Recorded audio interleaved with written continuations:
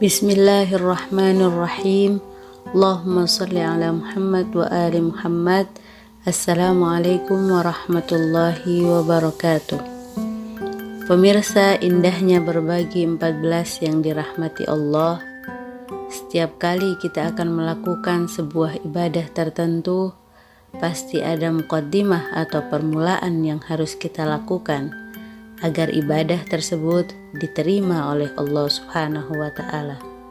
Misalnya, sholat yang akan kita lakukan harus diawali oleh wudhu. Sebelum lanjut, subscribe dulu ya. Terima kasih. Untuk masuk dan hadir dalam malam Lailatul Qadar pun ada muqaddimah yang harus kita persiapkan dan lakukan.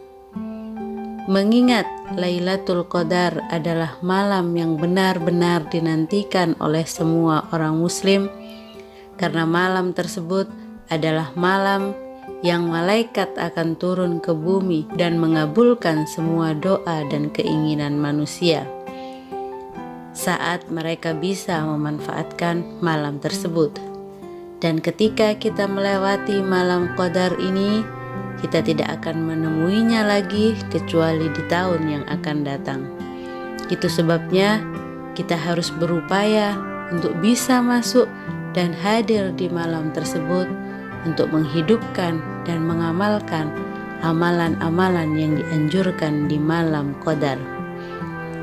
Dan salah satu muqaddimah masuk dan hadir di malam Qadar adalah kita harus pastikan bahwa kita adalah orang yang benar-benar mendapatkan keridhaan dari kedua orang tua kita. Dalam kata lain, apakah kita sudah berbuat baik kepada kedua orang tua kita atau belum? Apakah kita termasuk yang berbirrul walidain ataukah justru uququl walidain? Wa na'udzubillahi min dzalik.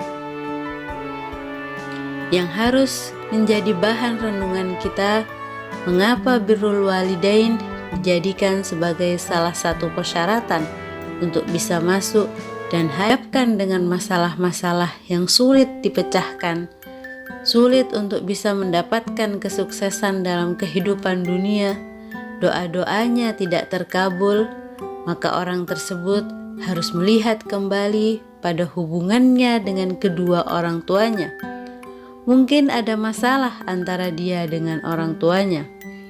Memang harus ditanyakan dan harus sedikit memaksa mereka untuk mengatakan yang sebenarnya. Karena kebanyakan orang tua enggan untuk mengatakan rasa sakit hatinya kepada anaknya. Sehingga sang anak selalu merasa hubungannya dengan orang tuanya baik-baik saja. Itu sebabnya harus benar-benar meminta keridhaan mereka dengan ucapan, katakan bahwa saya salah dan saya minta maaf. Allah Subhanahu wa Ta'ala menyebutkan tentang ayat birrul walidain dalam surat Maryam ayat ke-14 dan ayat ke-32. Ayat ke-14 berkenaan dengan Nabi Yahya. Allah mengatakan, wa barram biwalidayhi wa lam yakun jabbaran 'asiyya. Dan seorang yang berbakti kepada kedua orang tuanya dan bukanlah ia orang yang sombong lagi durhaka. Sedangkan di ayat ke-32 surat Maryam berkenaan dengan Nabi Isa. Allah Subhanahu wa Ta'ala berfirman, wa barram biwalidati wa lam yaj'alni jabbaran syaqiyya. Dua ayat ini adalah dua ayat yang mirip dan menjelaskan bahwa saat tidak berbakti pada kedua orang tua, maka lawannya adalah durhaka, sombong, dan celaka. Tentunya kita tidak mau menjadi anak yang durhaka, sombong, dan celaka.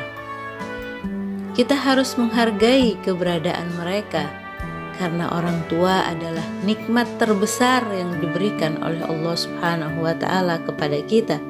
Dan kita harus pahami bahwa orang tua adalah nikmat yang tidak bisa terulang kembali ketika Allah sudah mengambilnya. Kalau ada orang yang anaknya diambil oleh Allah Subhanahu wa Ta'ala, mungkin Allah akan menggantinya dengan anak yang lain. Kalau Allah mengambil pasangannya, mungkin Allah akan menggantinya dengan pasangan yang lain. Tapi ini tidak bisa terjadi pada ayah dan ibu. Saat Allah Subhanahu wa Ta'ala mengambil keduanya, maka selamanya dia akan kehilangan nikmat besar ini. Itu sebabnya kita harus benar-benar menghargai keberadaan mereka. Pemirsa, indahnya berbagi 14 yang dirahmati Allah. Kita tahu bahwa orang kita bisa masuk dan hadir di malam qadar. Kita dapati cerita orang-orang yang sukses melewati ini, seperti seorang yang masuk Islam sedangkan ayahnya tetap dalam keadaan kafir. Setiap kali anaknya akan melaksanakan sholat, si ayah mengirim anjingnya di tempat sholatnya agar sholat si anak batal. Namun si anak tetap mampu berbuat baik kepada ayahnya dengan alasan dia tetap berbuat baik pada ayahnya karena ini yang diajarkan oleh agamanya, yaitu agama Islam. Karena ini yang diajarkan oleh Rasul Shallallahu Alaihi Wasallam. Orang yang seperti inilah yang dianggap sebagai orang yang berbakti kepada kedua orang tuanya. Bagi Anda yang masih memiliki orang tua, semoga Allah memanjangkan umurnya. Dan bagi Anda yang sudah tidak memiliki orang tua, semoga Allah mengampuni dosa-dosanya. Kita masih punya kesempatan menuju malam qadar untuk memperbaiki hubungan kita dengan orang tua kita. Baik yang orang tuanya masih ada, bisa diperbaiki dengan cara menghubungi mereka, meminta kerelaan dari mereka.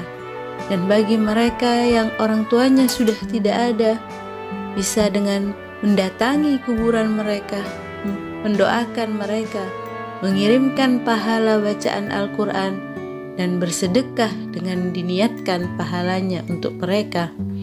Semoga kita termasuk orang-orang yang diizinkan oleh Allah Subhanahu wa Ta'ala untuk masuk dan hadir di malam-malam yang dimungkinkan adanya Lailatul Qadar, dan semua hajat dan doa kita didengar oleh Allah Subhanahu wa Ta'ala, sehingga kita dapat memasuki tahun berikutnya dengan keadaan yang lebih baik lagi.